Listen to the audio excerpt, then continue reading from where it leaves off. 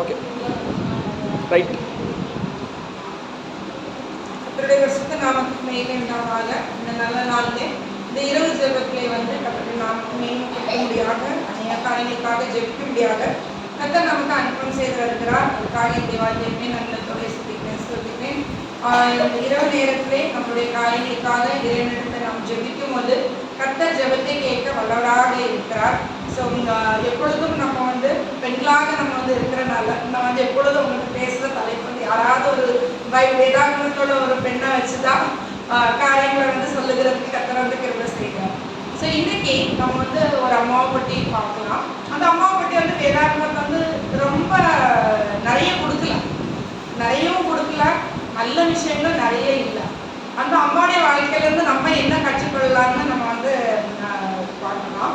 அவங்க யாருன்னா சவுல் ராஜாவை பற்றி அவங்க எல்லோருக்கும் என்னது தெரியும். சவுல் ராஜாவுக்கு 2 பெண் பிள்ளைங்க. ஃபர்ஸ்ட் மூத்த பிள்ளை பேரு மேரா, 2வது பிள்ளை பேரு என்னது மீகா. இந்த மீகாவை குறித்து தான் நம்ம இன்னைக்கு நம்ம பார்க்கறது. ஸோ ஒரு வசனத்தை படிக்கலாம். நம்ம தமிழ் பைபிள் இல்லை, தமிழ் படிக்க தெரியாது. 1 சாமுவேல் 18வது அதிகாரம் 20வது வசனம் 28வது வசனம்.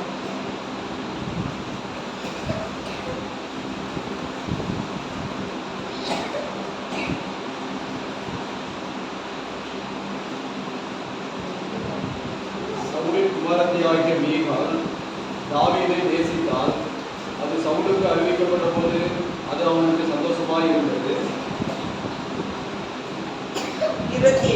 கர்த்தர் தாவீதோடு இருக்கிறார் என்று சவுல் கண்டறிந்து கொண்டான். சவுலின் குமாரத்தியாகிய மீகாளும் அவனை நேசித்தாள். பாருங்க, வேதாகமத்துல நிறைய ஜோடிகளை பற்றி இருக்குது. ஆபிரகாம் சாராளை பற்றி இருக்குது, ஈசாக் ரெபேக்காவை பற்றி இருக்குது, யாக்கோபு அவருடைய மனைவிமார்களை பற்றி இருக்குது. இவங்க எல்லாரும் குறித்து வேதாகமம் சொல்லும் போது அந்த கணவர் தான் அந்த மனைவியை என்னது நேசிக்கிற மாதிரி கர்த்தருடைய வேதாகமம் சொல்லியிருக்கு. இங்க கொஞ்சம் வித்தியாசமா இருக்குது. இந்த அம்மா, இந்த மீகாங்கிற அம்மா அவங்க அப்பாவுடைய ராஜ்யத்துல தளபதியாக இருக்கிற, அவங்க அப்பா ராஜா, அவர் தான் சவுல் ராஜா. தளபதியாக இருக்கிறது இந்த தாவீது. இந்த வாலிபனை இவங்க ரொம்ப நேசிக்கிறதாக இந்த வசனம் சொல்லுது. வசனம் ஒரு சின்ன காரியத்தை சொல்லுது. ஆண்டவர் ஃபர்ஸ்ட் இஸ்ரேலர்களுக்கு நியமித்த ராஜா சவுல் ராஜா. அந்த ராஜா கடவுளுடைய சித்தத்தின் படித்தான் அவருடைய வாழ்க்கை ஆரம்பிச்சது. ஆண்டவருக்கு கீழ்ப்படிஞ்சாரு, எல்லாத்தையும் செஞ்சாரு. ஆனா காலப்போக்கில் அவர் ரொம்ப ஆண்டவர்கிட்ட கீழ்ப்படியாம காட்ட ஆரம்பிச்சிட்டாரு. ஆண்டவர் சொல்றபடி என்னது கேட்கறது இல்லை, தீர்க்கதரிசிகள் சொல்றதுபடி என்னது கேட்கறது இல்லை. அப்போ ஆண்டவர் என்ன பண்ணுவாரு, நம்ம ஆண்டவர் சொல்றது என்னது தொடர்ந்து நம்ம கீழ்ப்படியாம இருக்கும் போது ஆண்டவர் அந்த இடத்துல வேற ஒரு நபரை கர்த்தர் நியமிப்பார். அதே போலதான் இந்த இஸ்ரவேல் சாம்ராஜ்யத்துல ஆண்டவர் கொடுத்த முதலாவது ராஜா சவுல் கீழ்ப்படியாம காட்டும் போது, அவர் உயிரோட இருக்கும் போதே ஆண்டவர் அடுத்த ராஜா யாருன்னு ஆண்டவர் தெரிந்து கொண்டுட்டார். அவர் தான் இந்த நான் சொல்ற இந்த வாலிபனாகிய இந்த தாவீது.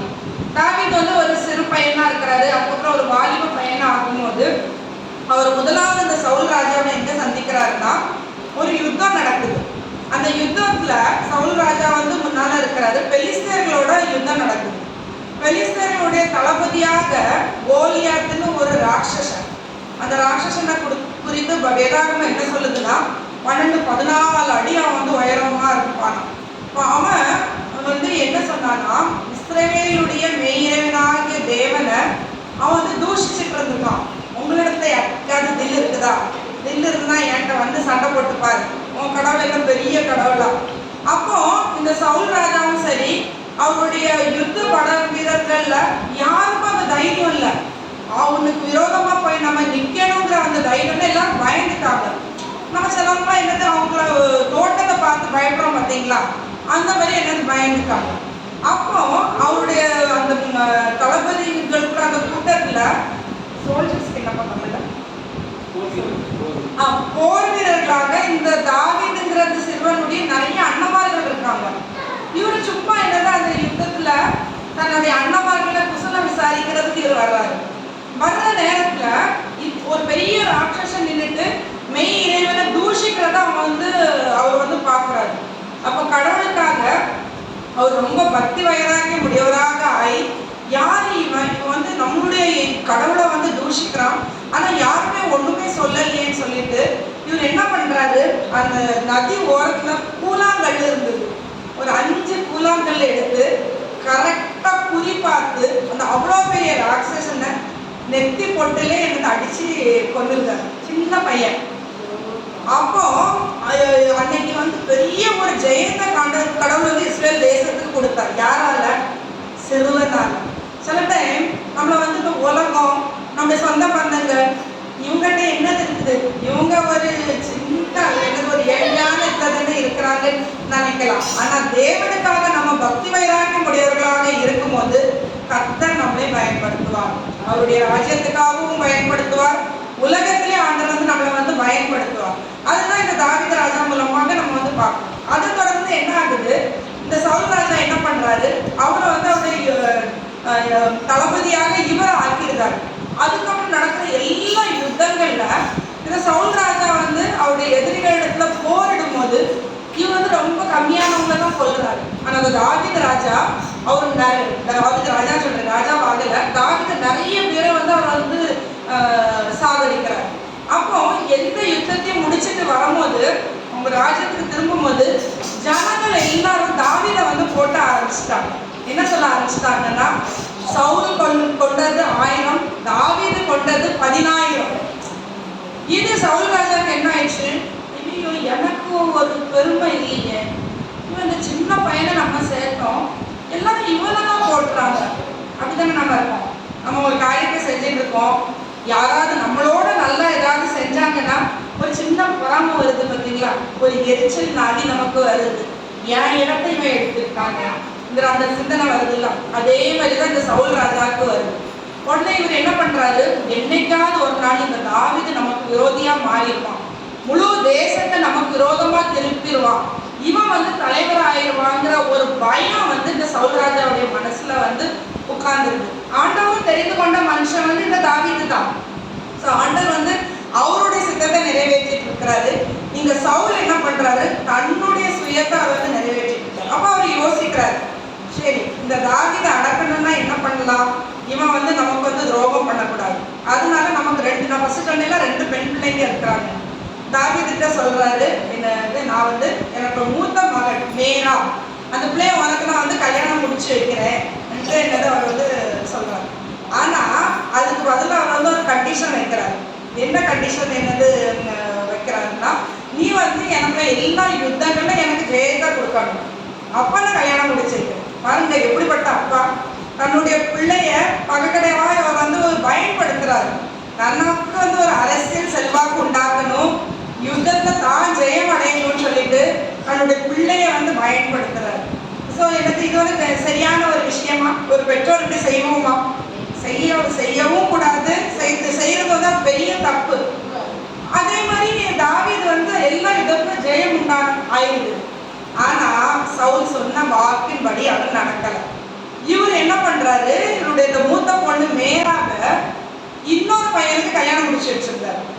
கல்யாணம் முடிச்சு வச்சிருந்தாரு. அந்த விஷயம் அங்கேயே முடியுது. அப்புறம் கொஞ்ச நாள் கழிச்சு சவுல் ராஜாவுக்கு தெரிய வருது, அவருக்கு அந்த 2வது பொண்ணு இருக்காருன்னா மீகா, அந்த மீகா வந்து தாவீதை வந்து ரொம்ப நேசிக்கிறான்.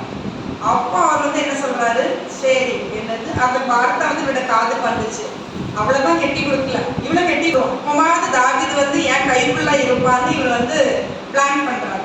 அப்போ தாவீதுகிட்ட சொல்றாரு, நம்ம வந்து என்ன பண்ணலாம், நம்ம மகளை ஒரு ட்ராப் பயன்படுத்தி தாவீதை நம்ம வந்து ஒரு ஆபத்துல மாட்டி விட்டுறணும் சொல்லிட்டு என்ன சொல்றாருன்னா, நீ வந்து பெலிஸ்தியர்கிட்ட போய் யுத்தம் பண்ணி 100 ஆண்களுடைய இந்த முனித்தோட நீ வந்து எடுத்துட்டு வரணும்.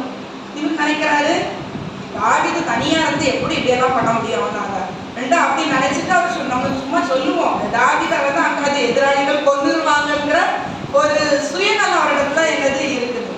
ஆனா என்ன நடக்குது தெரியுமா, தாவீது ராஜா போய் அங்க ஜெயம் உண்டாயிருது. அந்த ஜெயம் உண்டாகிறதுனால தாவீது ராஜா வந்து சவுல்கிட்ட சொல்றாரு, நான் என்ன பெரிய ஆளா, நான் வந்து ஒரு சிறிய பையன், நீங்க ராஜா, நான் வந்து ஒரு சாதாரண ஒரு அடிமை மாதிரி, எனக்கு இந்த தகுதி இல்லைன்னு சொல்லிட்டு, ஆனாலும் அவருக்கும் மனசுல நம்மளும் ஒரு பெரிய ஆளாகணுங்கிற ஒரு ஆசை இருக்குது. ஜெயம் உண்டாயிருது. அந்த நுனித்தோட பண்றாரு, மீகா கூட என்னது கல்யாணம் முடிச்சு வச்சிருந்தாரு. இந்த மீகா கூட கல்யாணம் முடிச்சு வச்ச பிறகு ஆனாலும் இந்த சவுலுக்கு வந்து மனசு வந்து பொறுக்கல. அவர் மனசுல வந்து தாவீதை பார்த்தாலே ஒரு பயம். இவன் என்னைக்காவது ஒரு நாள் நமக்கு துரோகம் செய்வான், இவன் என்னைக்காவது ஒரு நாள் நமக்கு தீமை செய்வான். இப்படியே அவ வந்து சுயநலத்தோடு அப்படி நம்ம வந்து எந்த ஒரு கெட்ட சிந்தனையும் திருப்பி திருப்பி திருப்பி திருப்பி நம்ம மனசுல அதே சிந்திச்சுட்டு இருந்தோம்னா என்ன ஆகும் தெரியுமா? சாப்பிட்டா வந்து நம்ம மனசை பிடிச்சிருவான். அப்ப அவன் சொல்றதை தான் நம்ம கேட்போம். இப்படி ஆயிருமோ, அப்படி ஆயிருமோ, நான் செத்து போய் வேணும், எனக்கு இப்படி ஆயிருமோ, ஆமா உனக்கு அப்படிதான் ஆகும்னு சாப்பிட்டா வந்து பேசுவோம். அதனால நமக்கு என்ன தவறான சிந்தனைகள் வந்தாலும் இப்படி கிடையாது, ஆண்டவர் எனக்காக இருக்கிறார், இது எனக்கு நடக்காது. சவுல் என்ன சொல்லியிருக்காரு? ஆண்டவர் இது கொடுத்த ராஜ்யம், நான் இந்த ராஜா, கர்த்தர் என்னை பாதுகாப்பார், தாவீது எனக்கு துரோகம் செய்ய மாட்டான், உண்மையுள்ள பையனாக இருப்பான்னு அவர் சிந்திச்சிருக்கணும். ஆனா அவர் சிந்திக்கல. கல்யாணம் முடிஞ்ச பிறகும் இவர் என்ன பண்றாரு? ஒரு டைம் தாவீது ராஜா இந்த சவுல் ராஜாவுக்கு முன்னால வந்து அவர் வந்து வீணை வாசிச்சுட்டு இருக்கிறாரு. திடீர்னு ஆண்டவர் வந்து இவர் இப்படியே பண்ணிட்டு இருக்கனால கர்த்தருடைய வசனம் என்ன சொல்லுதுன்னா, ஒரு தீய ஆவிய ஆண்டவர் வந்து சவுலுக்குள்ள வச்சிருக்காரு. ஆரம்பத்துல என்ன தெரியுமா? சவுல் ராஜாவாகும் போது பரிசுத்த ஆவியானவர் அவருக்குள்ள கர்த்தர் வந்து கொடுத்து அவர் தீர்க்க தரிசனம் எல்லாம் சொல்றாரு. அப்ப இதுல என்ன புரிஞ்சுக்க முடியுது? பரிசுத்த ஆவியானவர் நம்மிடத்துலயும் இருக்கிறார், உங்கள்கிட்டயும் இருக்கிறார், என்னட்டையும் இருக்காரு. ஆனா நம்மளுடைய சுயநலம், நம்மளுடைய தீமைக்கு நம்ம வந்து இடம் கொடுத்துக்கிட்டே இருந்தோம்னா பரிசுத்த ஆவியானவர் விலகி போயிடுவாரு. அசுத்தாவி உள்ள வந்து உட்கார்ந்து அந்த ஆவி உட்கார்ந்துருக்கிறது நமக்கு தெரியும். நம்ம என்ன நினைச்சிட்டு இருப்போம்? எனக்கு பரிசுத்த ஆவி கிடைச்சிது, நான் கடவுளுடைய பிள்ளை, எனக்கு எந்த ஆபத்து இல்லைன்னு நினைப்போம். ஆனா நம்ம வந்து நம்ம என்ன நிலையில, ஆவிக்கிற ரீதியா என்ன நிலையில இருக்கிறோம்னு ஒவ்வொருத்தரும் நம்ம வந்து நம்மளே பரிசோதிச்சுட்டு இருக்கணும். ஒரு நாள் முடிஞ்சுதான், ஆண்டவரே இன்னைக்கு நான் ஏதாவது தப்பு பண்ணியிருந்தேனா எனக்கு மன்னிச்சிடும், யாருக்கு விரோதமா நான் ஏதாவது சிந்திச்சிருந்தேனா, சண்டை போட்டிருந்தேனா என்னை மன்னிச்சிடும், என்னை பரிசுத்தப்படுத்தும். ஒவ்வொரு நாள் கடவுளுடைய கிருபையை நம்ம தேடும் போது எந்த தீமையும் நமக்கு வராதபடிக்கு கர்த்தர் வந்து பாதுகாப்பார். சவுல் இது வந்து என்னது பண்ணல. இப்ப அந்த சவுல் ராஜா என்ன பண்றாரு? தாவீது அவருடைய ராஜ்யத்துல இருக்கிறாரு. அவர் வீணை வாசிச்சுட்டு இருக்கும்போது நான் சொன்னேன் துஷ்ட ஆவி உள்ள நுழைஞ்சு அந்த ஆவி என்ன பண்ணுது? சவுல் தன்னுடைய ஈட்டியை எடுத்து தாவீது ராஜாவை குத்த போயிட்டாரு, கொலை பண்றது. அந்த இடத்துல தாவீது ராஜா அங்க இருந்து தப்பிச்சு அவர் வந்து ஓடிட்டார். சவுல் ராஜாவுக்கு ஒரு பையன் இருக்கிறான். அந்த பையன் பேர் வந்து ஜோனத்தான். இந்த யோனத்தான் வந்து தாவீது ராஜாவை தன்னுடைய சொந்த சகோதரனா ரொம்ப நேசிக்கிறாரு. எப்பப்பெல்லாம் அவங்க அப்பா வந்து அவரை வந்து கொலை செய்யறதுக்கு ஆட்கள் அனுப்புறாரு, இவர் வந்து தகவல் கொடுக்கறது, நீங்க அப்பா இங்க வர்றாரு, நீ அந்த இடத்துக்கு போகாது, ஒவ்வொரு இடத்துக்கும் தப்பிச்சு விட்டுட்டே இருக்கிறாரு. இப்படி என்னது நடந்துட்டு இருக்கு. இப்ப தாவீது ராஜாவுக்கு என்ன ஆகுதுன்னா, இந்த மீகா கூட அவர் வந்து திருமணம் முடிக்கிற வைக்கிறாரு சவுல். ஆனா தாவீது ராஜா எங்கேயும் மீகாவை நேசிச்சதாக வேதாகமத்துல வசனம் வந்து இல்லை. அங்க என்ன நடக்குதுன்னா, தாவீது ராஜா பின்னாட்கள்ல சவுல் பயந்த மாதிரி நம்ம என்ன பயப்படுறோமோ அதுதான் நடக்கும், எனக்கு தீமை நடக்கும், எனக்கு ஒண்ணுமே இல்லைன்னு நம்ம நினைச்சோம்னா அப்படிதான். கர்த்தர் என் கூட இருந்தான்னு நினைச்சாதான் கர்த்தருடைய கிரியைகள் வந்து, ஏன்னா நம்மளுடைய மனதில் உள்ள சிந்தனைகளுக்கு ரொம்ப வந்து பவர் உண்டு. எங்க அப்பா சொல்லுவாங்க, நீ என்ன சிந்திக்கிறியோ அதுதான் அவனுக்கு நடக்கும். அவர் நல்ல ஒரு எக்ஸாம்பிள் சொல்லுவார். எங்க அப்பா எங்களுடைய வீட்டுல பெட்ரூம் ஜன்னல்ல அங்க ஒரு பெரிய மரம் உண்டு. 3 கண்ணாடி பாட்டில் வச்சிருப்பாரு. 3 கண்ணாடி பாட்டிலும் வெவ்வேறு கலர், ஒன்று ப்ளூ கலர், இன்னொன்று ரெட் கலர், இன்னொன்று வந்து பச்சை கலர். 3லையும் தண்ணி ஊற்றி அந்த வெயில் வந்து அந்த கண்ணாடி பாட்டில்ல பட்டு அந்த தண்ணியை குடிப்பாரு.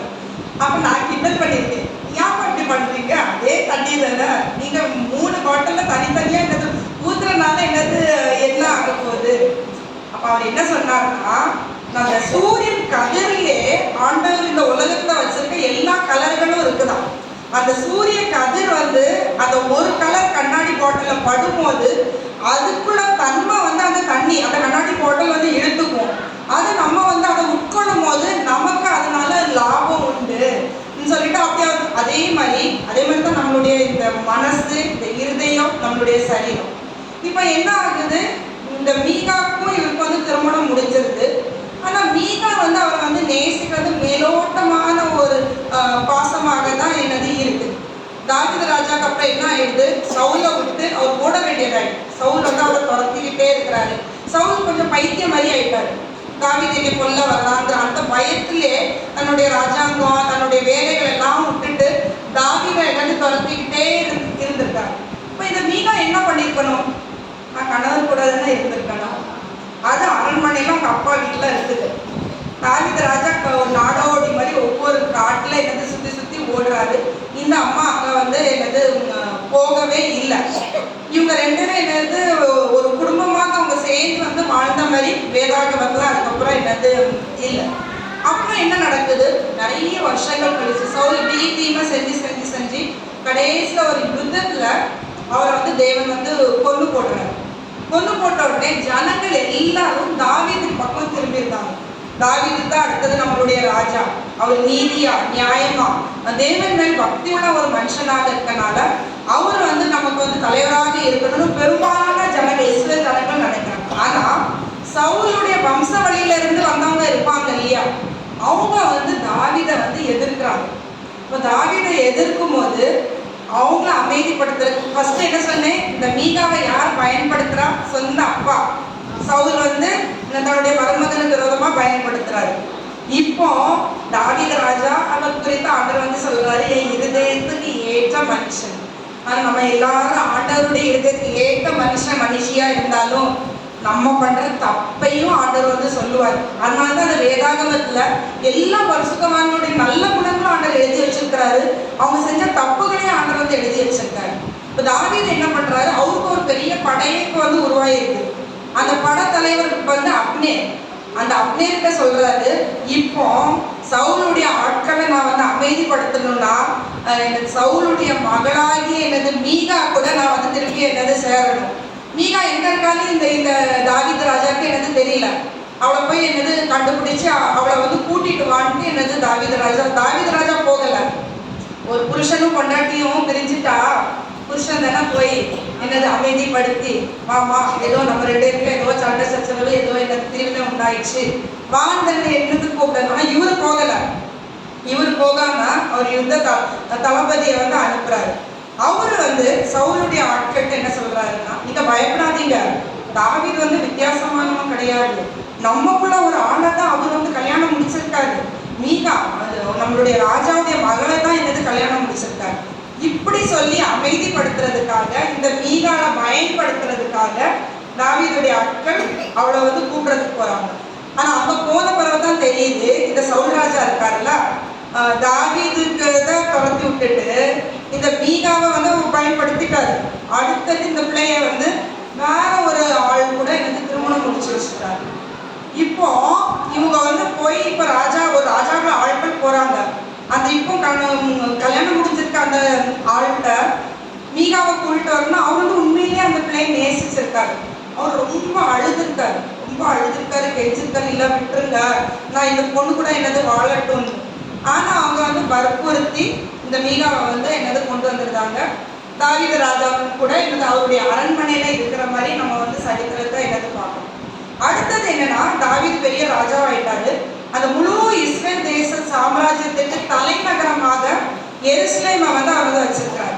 அந்த எருசலேம்ல ஆண்டவருடைய உடன்படிக்கை பெட்டியை திருப்பி கொண்டு வர்றதுக்காக வேண்டி எல்லா ஆயத்த வேலைகள் நடக்குது. இதுக்கு முன்பதாக சவுல் ராஜாவுடைய காலத்துல இந்த உடன்படிக்கை பெட்டி எங்க இருந்ததுன்னா, இந்த உடன்படிக்கை பெட்டி வந்து சவுல் வந்து பெஞ்சமின் கோத்திரத்துல இருந்து வந்தனால கிபியோனுங்கிற இடத்துல தான் அந்த உடன்படிக்கை பெட்டி இருந்திருக்கு. இப்போ தாவீது ராஜா என்னன்னா, சவுல் வந்து இறந்தாச்சு, அவருடைய சந்ததி அவருடைய பூர்வீகம் அந்த இடத்துல இனி அரசாங்கம் வந்து இருக்கக்கூடாது. இஸ்ரேலர்கள் வந்து அவங்க வந்து தேவனை அவங்களோட மத சார்ந்த காரியங்களுக்கு ரொம்ப முக்கியத்துவம் கொடுப்பாங்க. இந்த உடன்படிக்கை பெட்டியை வந்து அவர் என்ன பண்றாரு, எருசலேமுக்கு கொண்டு வர்றதுக்கு எல்லா ஆயத்த வேலைகள் நடந்து கொண்டு போறாங்க. அந்த கொண்டு போகிற இடத்துல தான் தாவீது ராஜா ஆண்டவருடைய நாமத்தை மகிமைப்படுத்தி ரொம்ப ஆரவாரமா ஆடி பாடி அவர் வந்து ஆண்டவரை தொழுகை செஞ்சுட்டு அந்த உடன்படிக்கை பெட்டியை என்னது கொண்டு வராங்க. இப்போ அந்த மீகா இருக்குது இல்லையா, அது அரண்மனை ஜன்னல்ல இருந்து வெளியே எட்டி பார்க்கும்போது தாவீது ராஜா அவ்வளோ பரவசத்துல அவர் ஆடி இருக்காரு. அவருடைய துணியெல்லாம் கொஞ்சம் விலகி போயிருந்திருக்கு. அப்போ அது வாயில இருந்து ஒரு வார்த்தை வந்திருக்கு. என்ன வார்த்தை வந்திருக்குன்னா, இது ஒரு ராஜாக்கு என்னது லட்சணமா, இப்படி தன்னை வந்து மக்களுக்கு முன்பதாக மானபங்கப்படுத்திட்டு இருக்க இருக்கிறாரே இது லட்சணமா. அவர் வந்து என்ன பண்றாரு, கடவுளை ஆராதிச்சுட்டு இருக்கிறாரு. அப்ப நமக்கு கர்த்தர் கொடுத்த குடும்பம், அவங்க வந்து பக்தி உள்ளவங்களாக இருக்கிறாங்கன்னா, இறைவனை தேடுறாங்கன்னா, நமக்கு அந்த பக்தி இல்லைன்னா அமைதியா இருக்கணும். அவங்க இறைவன்ற அந்த உறவை வந்து நம்ம வந்து கொச்சப்படுத்தினோம்னா ஆண்டவர் வந்து அந்த ஆசீர்வாதம் வந்து நம்ம பெற்றுக்கொள்ளாதபடி செய்வார். அங்க கர்த்தருடைய வசனம் என்ன சொல்லுதுன்னா, அந்த விஷயத்துக்கு பிறகு மீகா மறிக்கிற வரைக்கும் அவங்களுக்கு குழந்தையே கிடையாது. ஆறுதல் என்னுடைய ஜனங்கள், ஆண்டவருக்கு நம்ம முக்கியத்துவம் கொடுக்கணும். ஆண்டவர் தான் நம்முடைய வாழ்க்கையில இருக்கணும். மீகாவோட வாழ்க்கையில அநேக அநியாயங்கள் நடந்திருந்தாலும் இந்த மீகா ஆண்டவருக்கு முக்கியத்துவம் கொடுக்க, ஆண்டவரே என்னுடைய நெருக்கடியில நீர் எனக்கு விடுதலை தரும்னு எனக்கு சொல்லியிருந்தா, கர்த்தர் வந்து அந்த தாவீது ராஜாவுடைய மனசுல ஒரு அன்பை உருவாக்கி, யாக்கோபுடைய வாழ்க்கையில அப்படித்தானே நடந்தது. லேயாலாம் வந்து வெறுக்காது, ராகேலாம் நேசிச்சாரு. ஆனா லேயா அம்மா என்ன பண்ணாங்க, ஒவ்வொரு டைமும் ஆண்டவர்கிட்ட தான் ஜெபிச்சாங்க. அதனால ஆண்டவர் அவங்களுக்கு சந்தான பாக்கியத்தை கொடுத்து வேதாகமே அவங்களை போற்ற அளவுக்கு அவங்க வாழ்க்கை காணப்பட்டது. ஆனா அந்த மீகா இறைவனையும் அறிஞ்சுக்கல, அவனுடைய கணவனோட அவங்க வந்து நல்லுறவாகவும் இல்லை. கல்யாணம் முடிஞ்ச பிறகும் அப்பாவுடைய சொத்து, அப்பாவுடைய சொந்த பந்தங்கள், அந்த சுகபோகமான வாழ்க்கைக்காக வேண்டி அவங்க வந்து இது பண்ணனால அவர் ராஜா ஆன பிறகு அவங்க வந்து அதை வந்து சுதந்திரிக்க முடியல. ஸோ இதுல இருந்து நம்ம வந்து என்ன அறிஞ்சுக்கிறோம்னா, தேவன் நம்மளிடத்துல விரும்புகிறது அவர் மேலதான் முதலாவது அன்பு, அவர் மேலதான் நம்ம பக்தியா இருக்கணும். யாராவது கடவுள் மேல பக்தியா இருக்கிறாங்களா, அந்த பக்தியை நம்ம வந்து கொச்சப்படுத்தாதபடிக்கு. எல்லாரும் வந்து நினைக்கிறோம் மீகா வந்து தாவீது ராஜா அப்படி சொன்னதே வந்து தப்பு. ஆனா இன்னொரு பக்கம் மீகாவுடைய வாழ்க்கையில நிறைய கஷ்டங்கள் நடந்திருக்கு, நிறைய அநியாயங்கள். யாரும் அவங்க நம்ம அப்பாவை நம்பினாங்க, அப்பா இவர் கூட என்னது கல்யாணம் முடிச்சு கொடுத்தாரு, ஆனா வாழ விடல. திருப்பி அப்பா இன்னொருத்தர் கூட எனக்கு கல்யாணம் முடிச்சு கொடுத்தாரு, திருப்பி புருஷன் வந்து அங்கிருந்து என்னது பிரிச்சு கொண்டு வந்தாரு. கடைசியில் அவங்க வாயால் அவங்க பாவம் செஞ்சு கர்த்தரே அவளை வந்து ஒதுக்கிட்டாங்க. அதனால இப்படிப்பட்ட நிலைகள் நமக்கு வராதபடிக்கு இறைவனிடத்துல சுத்த மனதோடு நம்முடைய என்ன பிரச்சனையாக இருந்தாலும் கர்த்தரை நம்ம தேடி அவரிடத்தை நம்ம வந்து சொல்லும் போது கர்த்தர் வந்து விடுதலை செய்கிறார். திக்கட்டவர்களுக்கு கர்த்தரே அடைக்கணும். ஓடி தன் குஞ்சுகளை சேர்த்தனைக்குமா போல நம்ம ஒவ்வொரு பேரும் அவர் சேர்த்தனைக்கிறார். அவர் நம்மள விரும்புறது என்னது தெரியுமா, நம்ம அவரை அன்பு கூறணும். நம்ம அவர்கிட்ட அன்பே கூறாம என்னது கடவுள் எனக்கு எப்படி செஞ்சுட்டாரு அப்படி செஞ்சுட்டாருன்னு சொன்னா ஒண்ணுமே நடக்காது. ஆண்டவர் அவர் பாட்டுல இருப்பாரு, நம்மளுடைய கஷ்டத்திலே நம்ம வந்து உழண்டு போய் இருக்க வேண்டியதுதான். அதனால இந்த மீகாவுடைய வாழ்க்கையில அநேக என்னது தப்பான காரியங்கள் என்னது நடந்தாங்க. அதுல இருந்து நம்ம என்னென்ன செய்யக்கூடாது, கர்த்தருக்கும் நமக்குள்ள உறவு எப்படி இருக்கணும், குடும்பத்துல இருக்கிறோம்னா என்னது குடும்பத்துல நம்மளுடைய உறவுகள் எப்படி இருக்கணும்னு இந்த மீகாவுடைய வாழ்க்கை மூலமாக நம்ம வந்து அறிந்து கொள்ள முடியாத கர்த்தர் வந்து திரும்ப செய்தார். தொடர்ந்து கர்த்தர் வந்து நம்மளை வழி நடத்துவாங்க.